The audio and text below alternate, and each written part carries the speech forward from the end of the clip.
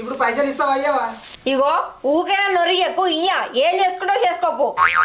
ఇప్పుడు పైసలు ఇస్తావా ఇల్లు మీదకి వెళ్ళి దుంకిస్తావానే?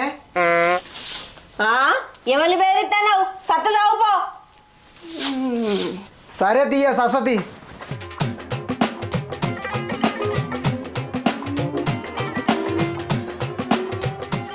ఏమే ఉత్తిగా అనుకుంటున్నావా? ఒకసారి బయటికి వెళ్ళు. ఈ ముండ కొడుకు ఏం పుట్టింది ఇట్లా చేస్తాడు? ఏం రోగం పుట్టింది నీకు? ఏమో పిల్లాట లెక్కనే ఆడుతున్నావు మనిషి.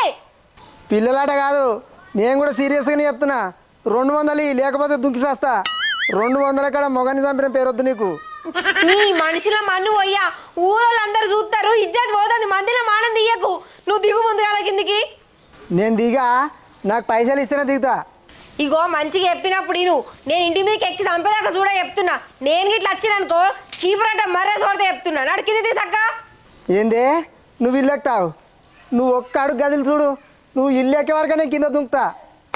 నీ మెంటల్ ముఖంలో చెప్తే అర్థం కదా. కింది దిగు. నీ మెంటల్ ముఖంలో చెప్పులు నీ కూడా చెప్తే అర్థం కదా.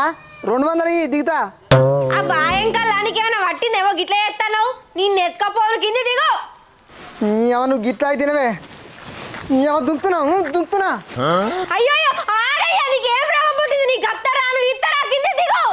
ఓ మనిషి, నువ్వు ఇప్పుడు గిట్లా అంటావు, మళ్ళీ నేను కిందికి దిగినాక ఇవ్వవు. అరే నువ్వు కిందికి దిగుతానే కదా వెళ్తా. నేను ఇత్తనో అయ్యాను అనేది. ముందుగా కింది దిగు. పగోడిని అయినా నమ్మచ్చు కానీ నిన్ను మాత్రం నమ్మనే. నాకు తెలుసు నువ్వు ఇయ్యవు. నీ మాడు ముఖంలో చెప్పులు ఇత్తని చెప్పినా కదా. ఇకేం చేయాలి నువ్వు నమ్మనీకి? ఒట్టేసి చెప్పే, అప్పుడు నమ్ముతా.